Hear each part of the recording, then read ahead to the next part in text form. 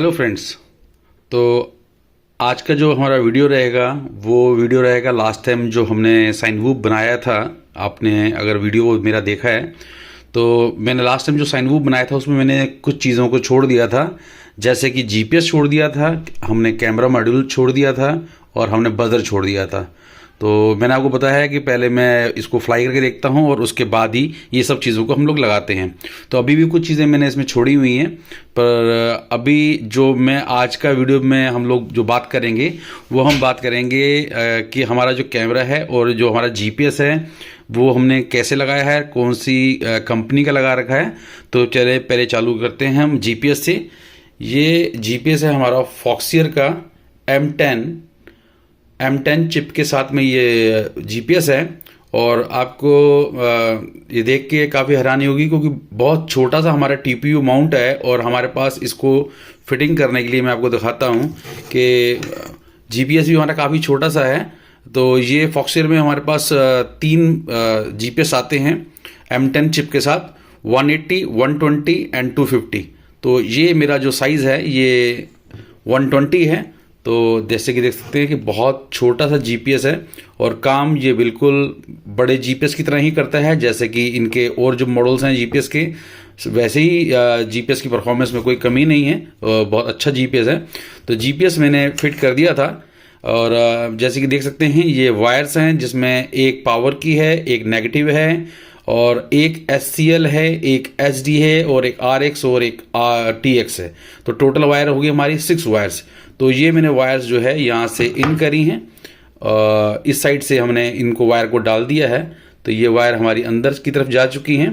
तो अभी मैं आपको बैक साइड से दिखाता हूँ। फिलहाल मैंने इसे कंप्यूटर से अटैच किया हुआ है। जैसे कि मैंने आपको बताया है कि मैंने इसमें स्टैक लगाया है, तो मैं अभी इसकी पावर ऑफ कर देता हूँ पहले। तो अभी ये देखिए मैं आपको दिखाता हूँ कि हमने जो जीपीएस लगाया है, तो जीपीएस की मैं आपको वायरिंग मैंने वैसे कर दी थी, तो फिर भी मैं आपको समझा देता हूँ कि इसकी वायरिंग के मैंने कौन सी तार कहाँ कहाँ जोड़ी है एसपीडीबी के। ये एसपीडीबी का बोर्ड है। तो ये जो वायर है हमारी ये SCL और SDA की वायर है ये दोनों, और ये 5 वोल्ट है, ये नेगेटिव है और ये 2 वायर हैं RX और TX की। तो ये पूरा का पूरा जीपीएस का 6 वायर्स आ गई, एक ये आ गई, एक ये आ गई। SDA और SCL हमारी यहाँ आएंगी, नेगेटिव और पॉजिटिव 5 वोल्ट हमारी यहाँ रहेगी एसपीडीबी में, और ये जो हैं दोनों वायर हमारी RX और TX।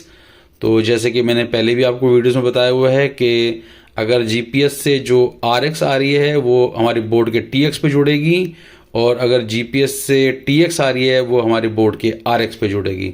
तो ये हमने कनेक्शन कर दिए हैं यहाँ पे। ये हमारा जीपीएस हमारा यहाँ जुड़ गया है। अच्छा, जीपीएस में आपको मैं बता देता हूँ जो कि बहुत मेन चीज़ है जीपीएस में देखने वाली। देखिए ये जीपीएस हमारा ऐसे है और वायर्स हमारी निकल रही हैं इस साइड से, आगे से। तो मोस्टली क्या होता है कि जहाँ तक मैंने देखा है कि जो वायर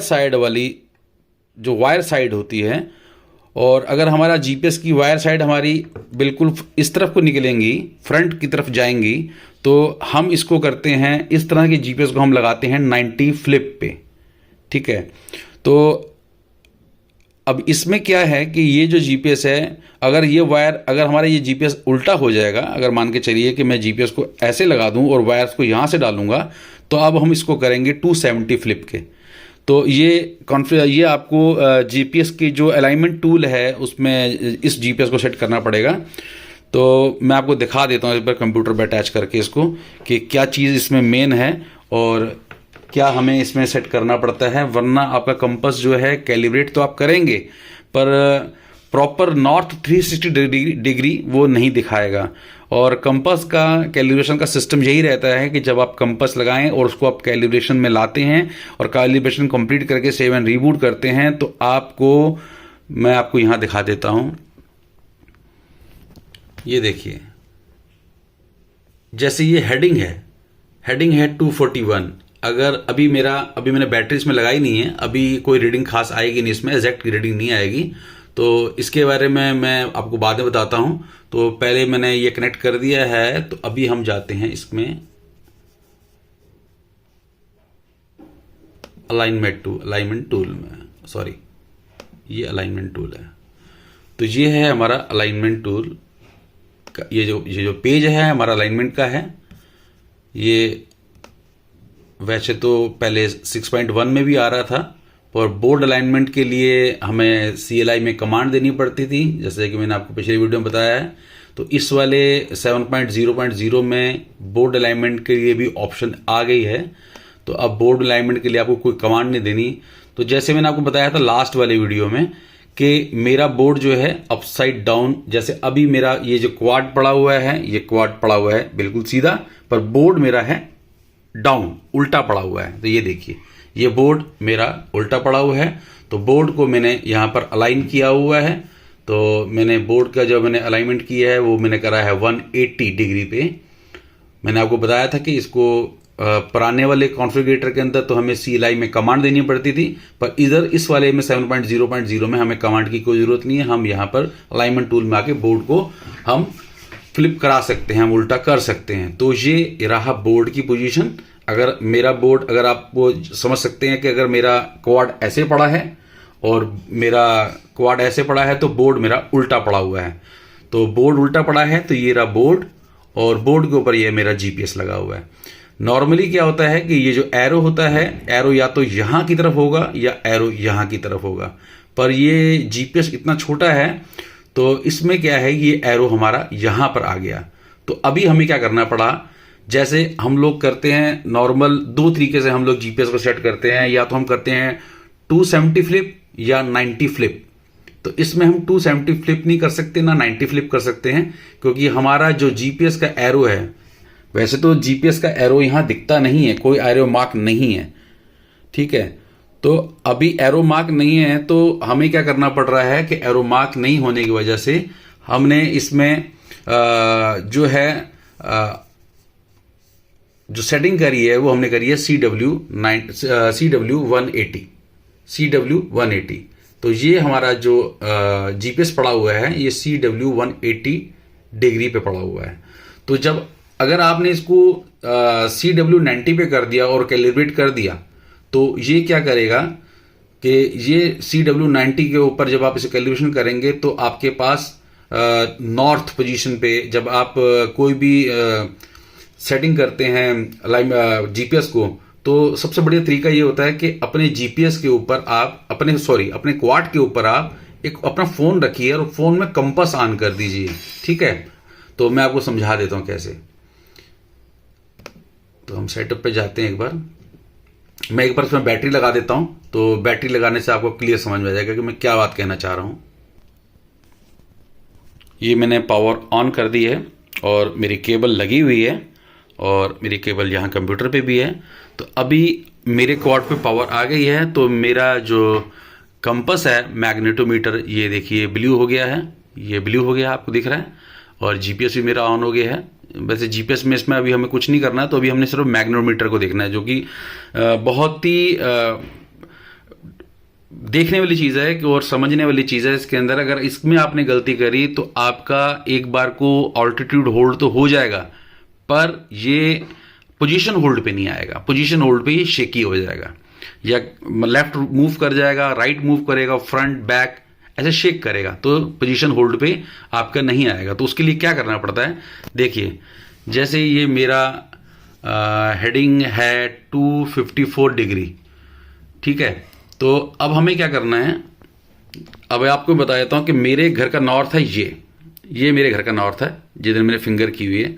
तो हम कैसे चेक करते हैं, वैसे तो हम इसके ऊपर एक फ़ोन रख लेते हैं, हम फ़ोन रख के उसमें कंपास ऑन कर देते हैं। तो जब हम इसको घुमाएंगे ऐसे, तो देखिए जब मैं घुमा रहा हूँ तो ये वैल्यूज़ चेंज हो रही हैं। ये वैल्यूज़ आ गई 339, 40, 45। ये अगर इतनी भी वैल्यू आ जाती है नॉर्थ की तरफ फेस करते हुए, जैसे कि ये आ गया, तो ये 353, 360, लास्ट 360 रहता है, उसका 0 हो जाएगा। ये 356 आ गया, 7 आ गया, 58 आ गया, 90, 0।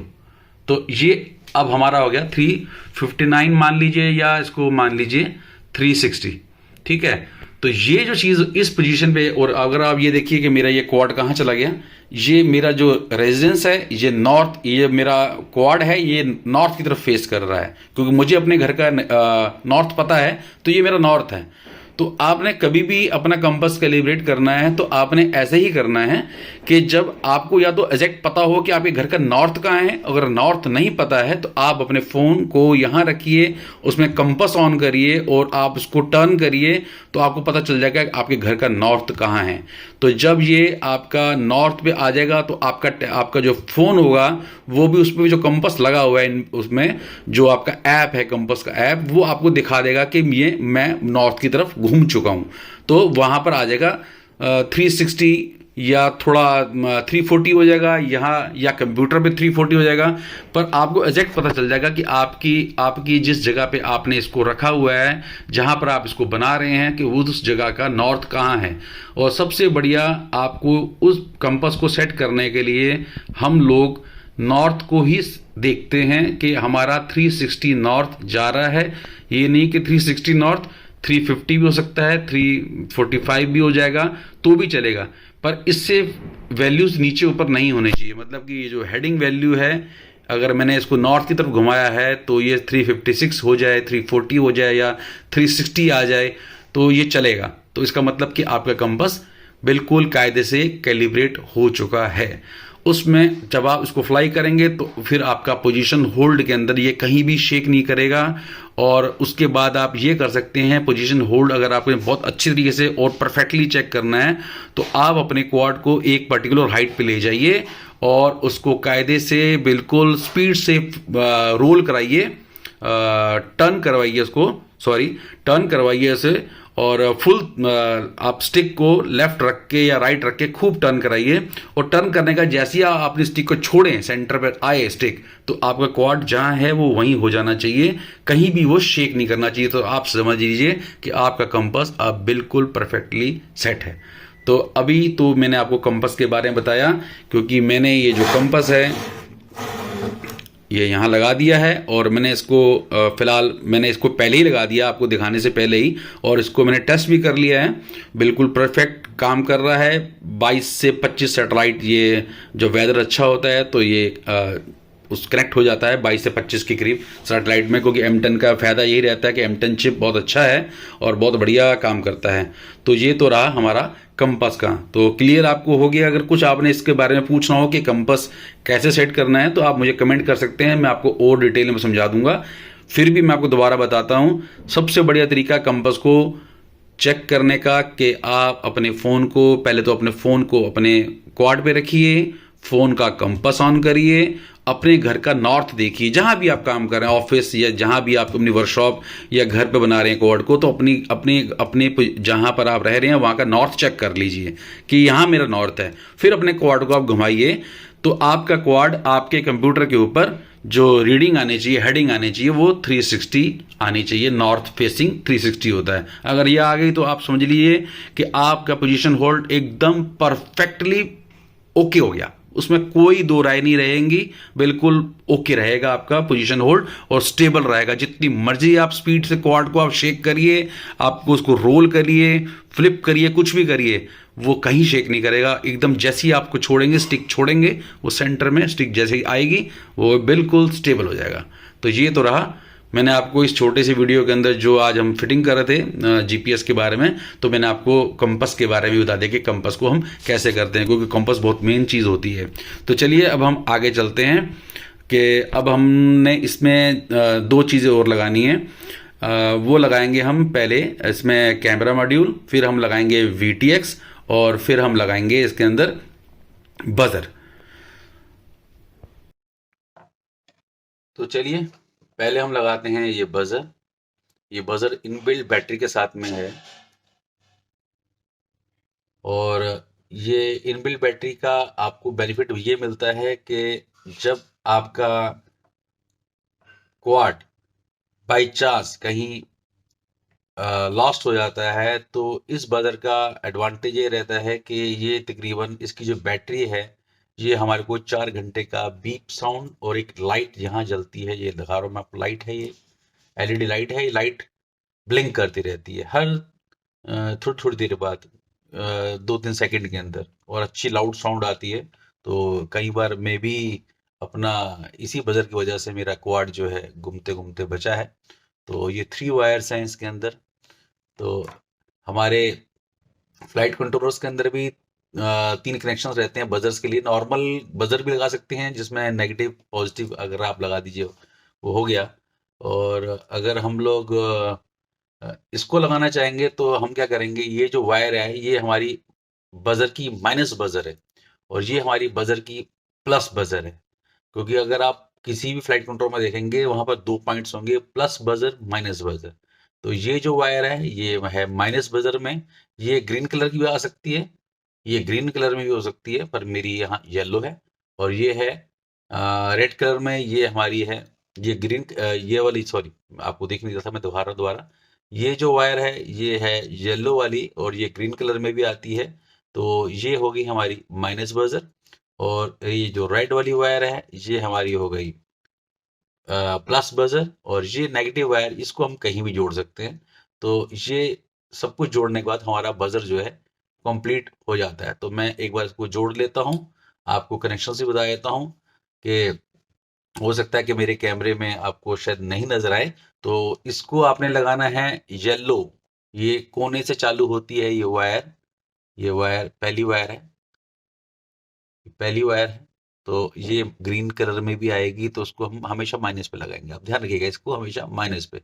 अगर मेरे को, अगर सोल्डर करते समय आपको नजर नहीं आए तो समझ लीजिएगा इसको मैं माइनस पे लगा रहा हूँ, येलो को। ठीक है। और इसको मैं लगा रहा हूँ प्लस पे, प्लस बजर, प्लस बजर। ठीक है। और ये नेगेटिव, हम नेगेटिव ग्राउंड कहीं से भी जोड़ सकते हैं, किसी पॉइंट पे भी जहां ग्राउंड आ रहा है वहां। तो चलिए इसके इसकी सोल्डरिंग मैं कर लेता हूँ। तो कोशिश करूंगा कि आपको दिख सके, क्योंकि वायरिंग आपको पता है बहुत बहुत पॉइंट्स बहुत छोटे होते हैं। तो फिर भी मैं दिखा देता हूँ आपको प्लस बजर्स और माइनस बजर सारे कहाँ हैं। हम्म, ये देखिए, ये है आपका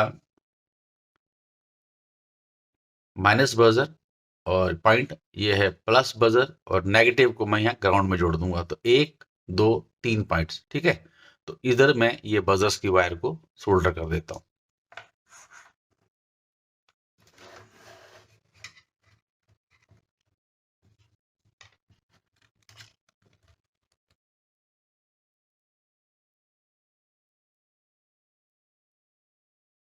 थोड़ा सा मैं भी कंफर्म हो जाऊं, क्योंकि रात का समय है, लाइट्स में साफ साफ क्लियर नजर नहीं आता प्लस एंड माइनस में। ठीक है।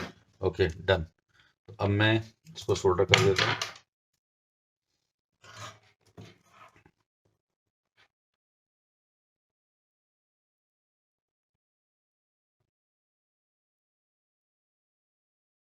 ये मैंने रेड वायर सोल्डर कर दी है, ये मैंने येलो, और ये मैंने, ये तीनों मैंने सोल्डर कर दिए। तो अब इसको हम लगाते हैं बजर्स के अंदर। तो पहले मैं लगाऊंगा, क्योंकि जो मुझे सबसे इजी रहेगी वो मुझे रहेगी माइनस बजर, क्योंकि ये मेरी बिल्कुल इस साइड में है, और इस साइड में मेरा ये रिसीवर भी आ रहा है। तो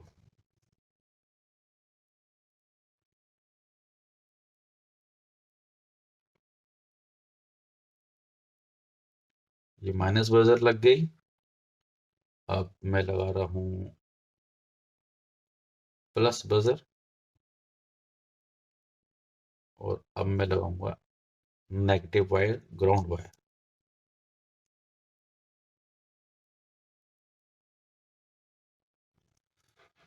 तो तीनों वायर मेरी लग गई हैं। एक बार मैं मैग्नीफाइंग में इसको चेक कर लेता हूँ, क्योंकि शॉर्ट सर्किट होना बहुत खतरनाक रहता है। हमारे जो 5 वोल्ट के रेगुलेटर्स लगे हैं वो फूक सकते हैं। तो एक बार रीचेक कर लीजिए इसको, और एक बार मैं इसको वायर्स को खींच के भी देख लेता हूँ, सब वायर्स लगी हैं।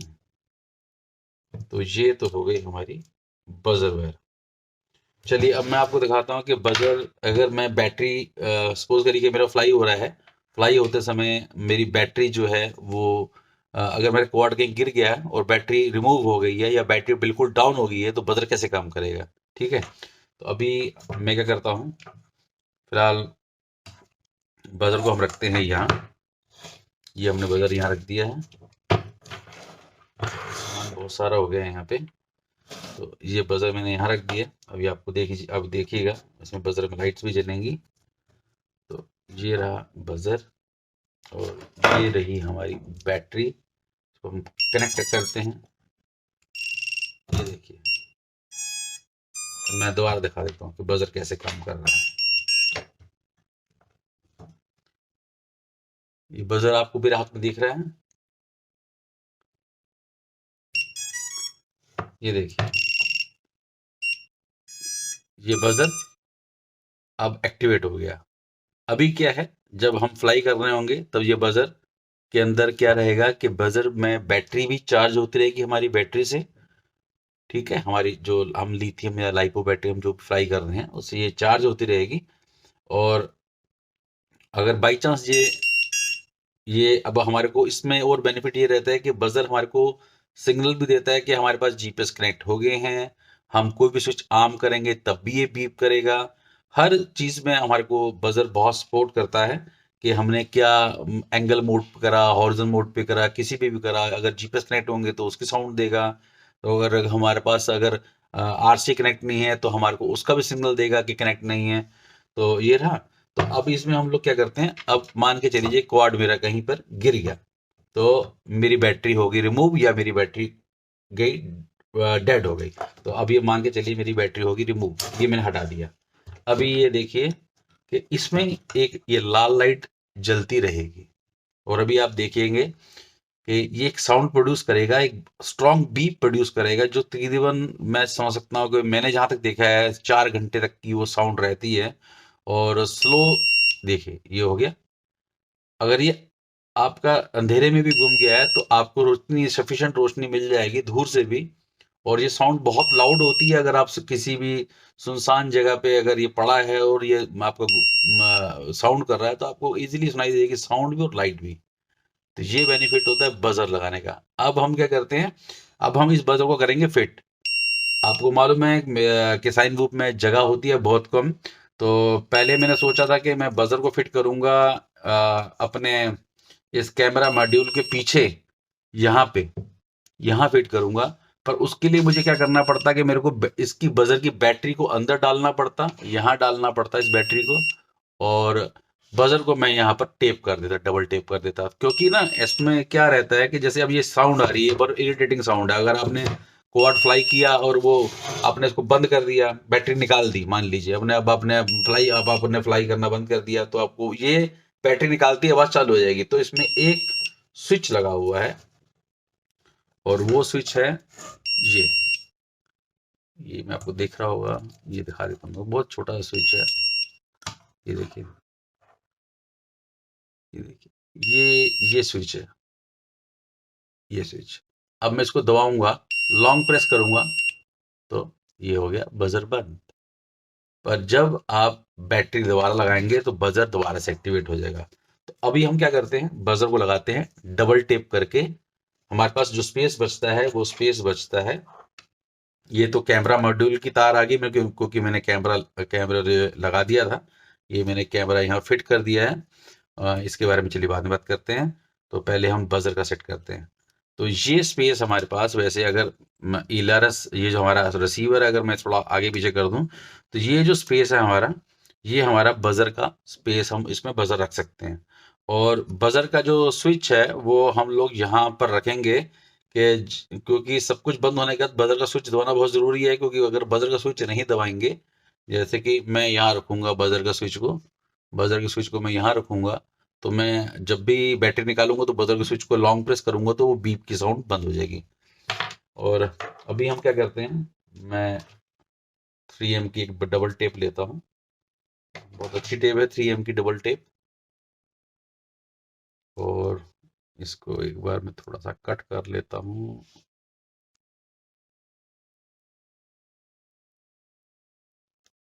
अब इतनी स्ट्रांग है कि अगर मेरी सीजर लगी हुई रही है तो अगर मैं छुड़ाना चाह रहा हूँ तो छूट नहीं रही। कटर से काट के देखते हैं।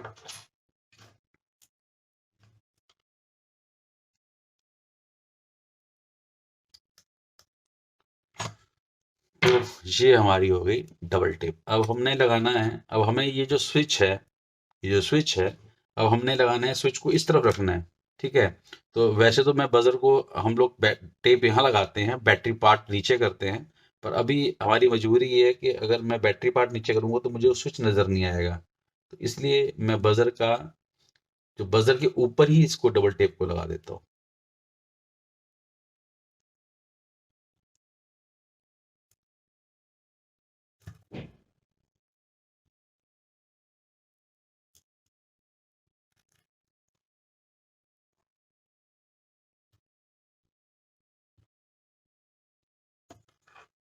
तो ये बजर हमारा यहाँ फिट हो गया है बढ़िया से। और अगर हमने इसको और स्ट्रॉन्ग करना है, जैसे कि आपको मालूम है कि मैं ये ग्लू लगा देता हूँ, फिलहाल मैं अभी नहीं लगा रहा हूँ, शायद हो सकता है मुझे कुछ और भी चेंजेस करने पड़े, क्योंकि अभी मैंने इसमें O3 का, डीजे का O3 कैमरा मॉड्यूल लगाना है। तो अभी मैं सिर्फ छोटा मोटा सब बहुत ज़्यादा कॉस्टली सामान नहीं लगा के इस पे काम कर रहा, क्योंकि जैसे कि मैं बता चुका हूँ कि मेरी आदत है, मैं जब तक 20-25 फ्लाइट को नहीं ले लूँ तब तक मैं इसमें बहुत कॉस्टली आइटम्स को नहीं लगाता। जो रिक्वायर्ड आइटम्स हैं जिसके बिना ये फ्लाई नहीं होगा वो मैं करता हूँ। ठीक है। तो अभी मैंने इसमें O3 यूनिट नहीं लगाया, क्योंकि मुझे अभी किसी ने कमेंट किया था कि O3 यूनिट इसमें लग सकता है, नहीं लग सकता। मैं बता देता हूँ कि O3 यूनिट के लिए स्पीडी बी ने ये जो नीचे की प्लेट दी है, उसमें ये एक पूरा का पूरा जगह बनी हुई है प्रॉपर O3 यूनिट लगाने के लिए, और उसका मेमोरी कार्ड को डालने का स्लॉट के लिए बहुत बहुत अच्छी जगह दी है। तो मैं इसको भी फिलहाल यूज़ नहीं कर रहा हूँ, क्योंकि मैं O3 यूनिट अभी इसमें नहीं लगा रहा हूँ, क्योंकि O3 यूनिट अपने आप में 25-26 हज़ार रुपये का यूनिट है।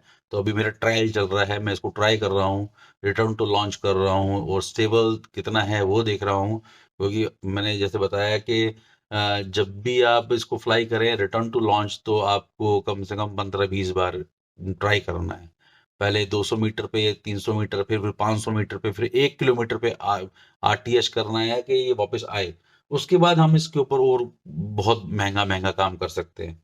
तो अभी डीजीआई, इसमें सिर्फ डीजीआई का ही आपका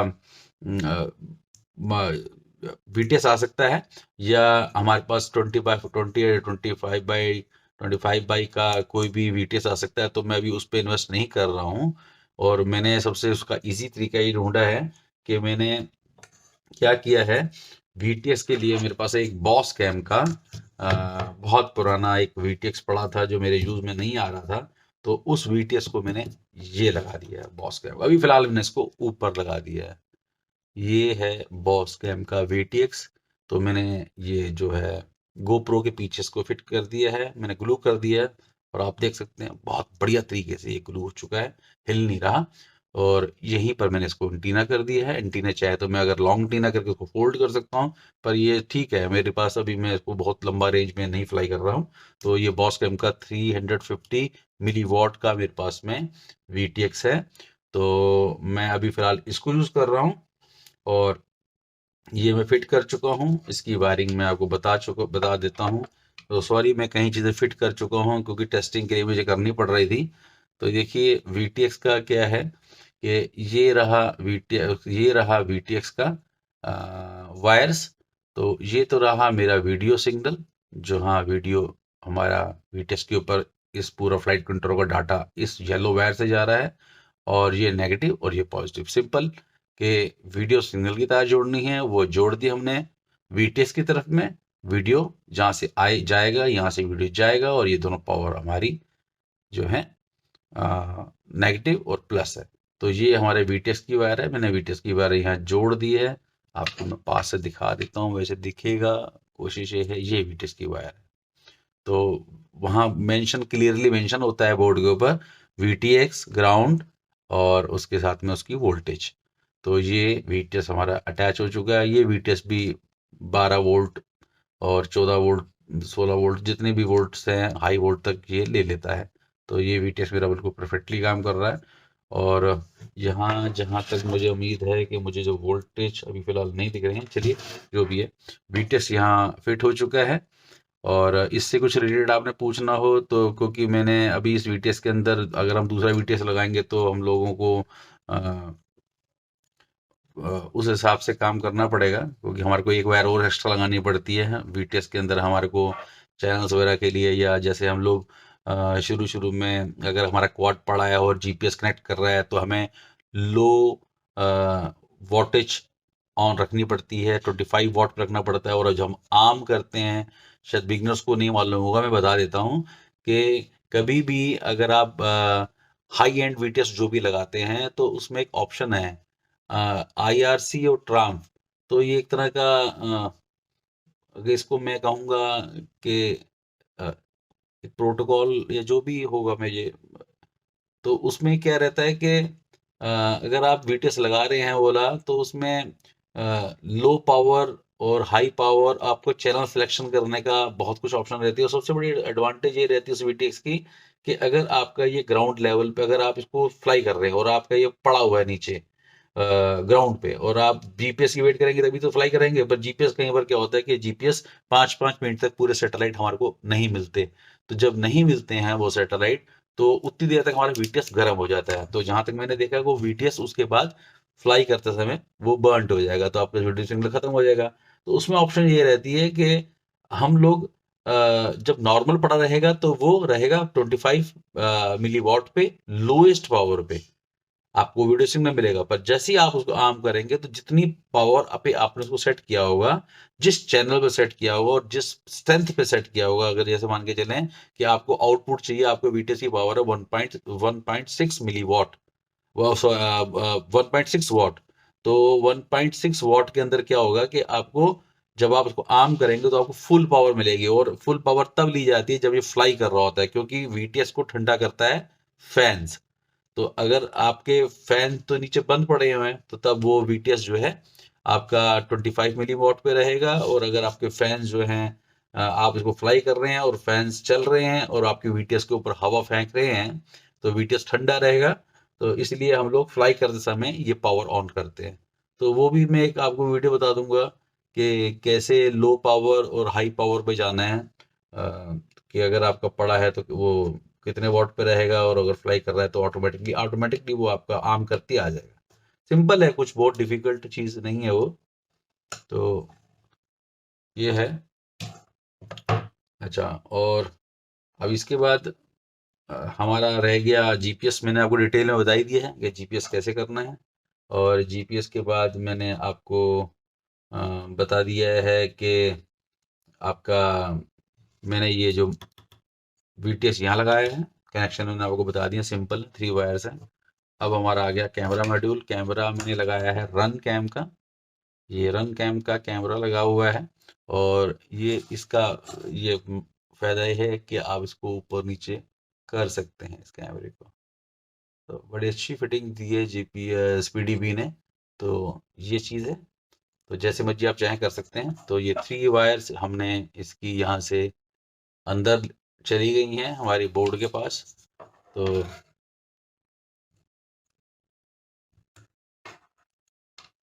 अब ये हमारी वायर्स आ गई हैं कैमरे पे।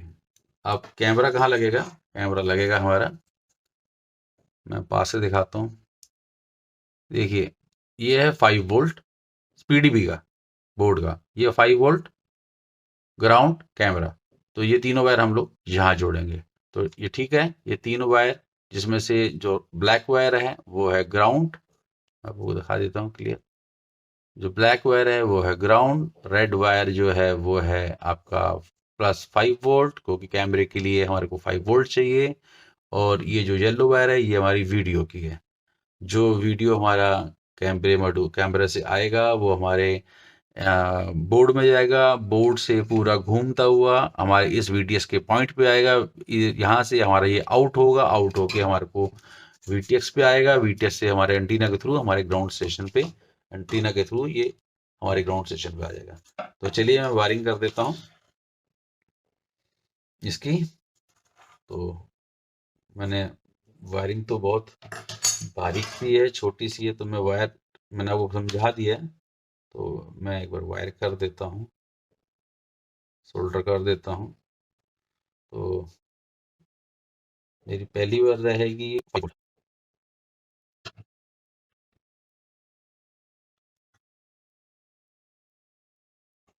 ये 5 वोल्ट आ गया, 5 वोल्ट वाली रहेगी।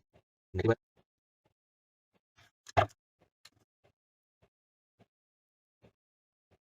इसको देखना। चलिए बस मेरे पास लग गई है, लेकिन बस लग गई है, एक बार इसको चेक कर लेते हैं।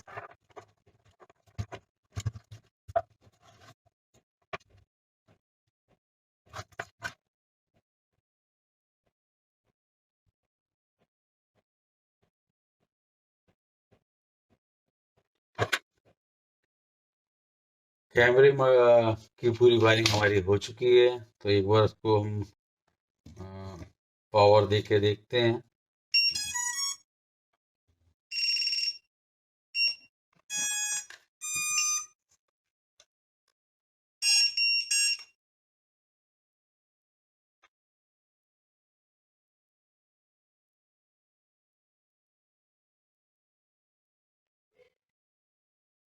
एक बार मैं डीवीआर में भी चेक कर लेता हूँ कि हम ये हमारे कैमरे की फुटेज जो है हमारे डीवीआर पे आ रही है। तो जैसे कि आप देख सकते हैं, ये हमारे कैमरे में ये फुटेज क्लियर आ रही है, फुटेज आ रही है।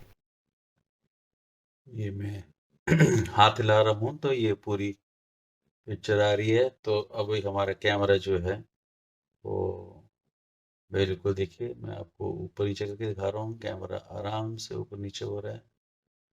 तो कैमरा मॉड्यूल भी हमारा फिट हो गया।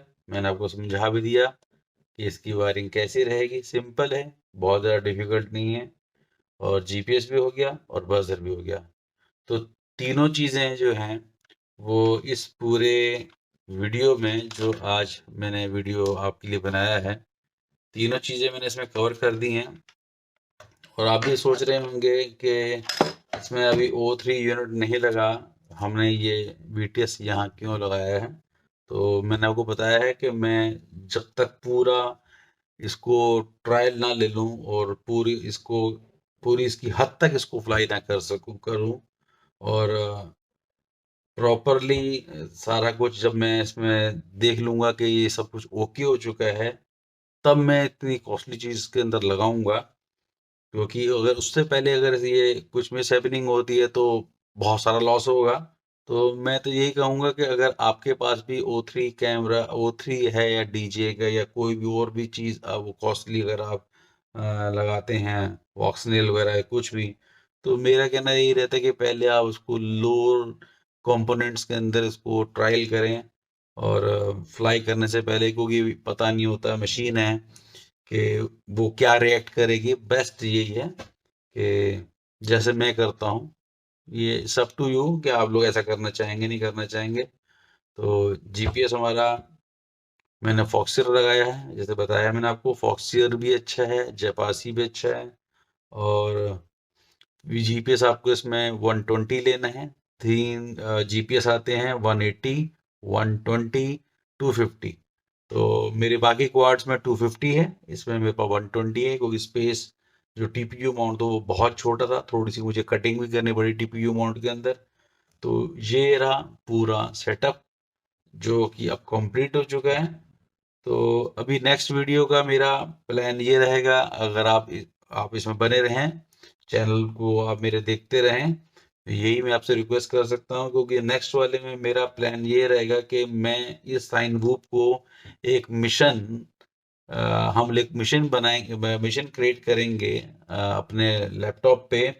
और हम इस साइन बुक को मिशन से फ्लाई करेंगे। और उसमें मैं आपको एक चीज़ बताऊंगा कि ग्राउंड में जाने के बाद हमारे पास क्वेश्चन तो हम क्रिएट करते हैं लैपटॉप के ऊपर या हम अपने कंप्यूटर के ऊपर, पर हम लोगों को जो बाहर जाते हैं तो हमारे को मिशन को वापस से फ्लाइट कंट्रोलर से लोड करना है। और लोड करने के बाद हमारे को उसको सेव करना है, और फिर हमने एक स्टिक कमांड से इसको एक्टिवेट कर देना है कि ये अब ऑटोनमसली फ्लाई हो। तो जो स्टिक कमांड है वो भी मैं आपको नेक्स्ट वीडियो में बताऊंगा। तो वेट करें, नेक्स्ट वीडियो के लिए, और मेरे चैनल में बने रहें, और जितना हो सके आप सब्सक्राइब कर सकते हैं, आप करिए, और जिससे मुझे मोटिवेशन मिलती है, मैं नए नए वीडियो बनाऊंगा आप लोगों के लिए। जितनी मेरी नॉलेज है मैं उस हिसाब से आपको सब कुछ बताऊंगा, या जो जो चीज़ें मैं करता हूँ, या जो एक्सपीरियंस मेरे पास, या जो चीज़ों को मैंने अपने बाकी और कोड्स के अंदर फेस किया है, क्योंकि मैंने कोड बनाने के टाइम पे बहुत चीज़ें फेस की हैं। तो मैं मोस्टली पढ़ता हूँ, तो उसमें से ही, गूगल में से ही पढ़कर मैं सब चीज़ें समझता हूँ और करता हूँ। और जब सब कुछ ओके हो जाता है, तो मैं एक वीडियो बनाता हूँ कि हाँ, ये जो प्रॉब्लम्स मेरे को आई हैं, वो आने वाले जो न्यू जनरेशन है या न्यू कमर्स हैं, उनके लिए प्रॉब्लम ना आए, तो उनके क्वाड्स क्रैश ना हो। क्रैश ऐसा नहीं होता कि क्रैश तो इस फील्ड में सबके होते हैं, अच्छे अच्छे लोगों के क्रैश होते हैं, बड़े बड़े जो क्वाड्स को फ्लाई करने वाले हैं, जितने भी रेसिंग क्वाड्स फ्लाई करते हैं या जो फ्री स्टाइल करते हैं, उनसे भी क्रैश होते हैं। तो क्रैश तो एफपीवी के अंदर चलता है, क्रैश होना नहीं होगा तो आप सीखेंगे भी नहीं, पर कम से कम क्रैश हो। तो क्योंकि मैं सिमुलेटर इस्तेमाल नहीं करता, मैंने मैंने जो भी क्वाड मैं 2018-19 से बना रहा हूँ क्वाड, तो मैं जो भी क्वाड बनाया और जो भी फ्लाई किया, मेरे टूटे हैं, गिरे हैं, नुकसान हुआ है, पर मैंने सिमुलेटर के अंदर मुझे नहीं फ्लाई करने का मज़ा आता, तो मैं इसको फिजिकली बनाता हूँ, फ्लाई करता हूँ, और टूटता है, कोई बात नहीं, मेरे को एक्सपीरियंस मिलता है, मैं नेक्स्ट टाइम वो गलती नहीं करता हूँ। तो ओके, मैंने आप लोगों का आज बहुत टाइम लिया, तो ये मेरा छोटा सा वीडियो है, छोटा सा नहीं, काफी बड़ा हो गया यार आज, है ना? तो इसको आप देखिए, कुछ इससे रिलेटेड कुछ आपने पूछना हो तो मुझे आप कमेंट कर सकते हैं, मैं इमीडिएट आपको जवाब दूंगा। Thank you, bye bye, good night.